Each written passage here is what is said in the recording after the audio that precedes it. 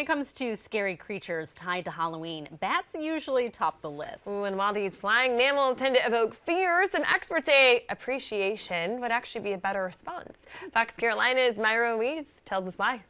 This close-up view of a bat on its way to a new home doesn't really match past preconceptions. They had big fangs and vampires. They were terrorizing.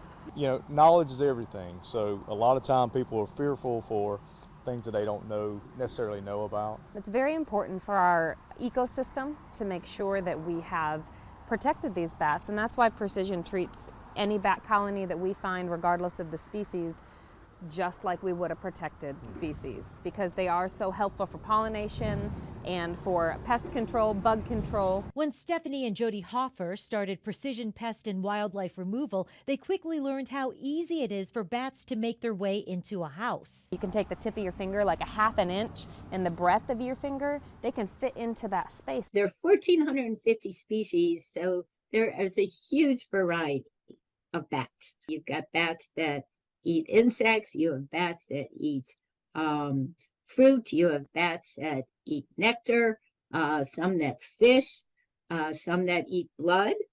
What was that? Some that eat blood. There are three species of vampire bats. They are found in Mexico and south into South America. Whew.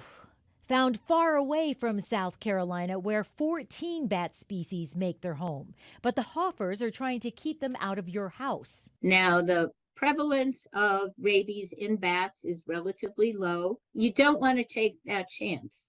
And rabies is transmitted through a bite. The other disease associated with bats is histoplasmosis, and that is transferred through their guano. And how we get them out is we essentially install a one-way door where the bats can leave the home, but they can't get back in because we have sealed that up. These bat evictions happen taking both the weather and juvenile bats, which can't fly, into consideration. Bats only give birth once a year, but these mammals carry a lot of responsibility in balancing out the ecosystem. We want to definitely coexist together. Myra Ruiz, Fox Carolina News.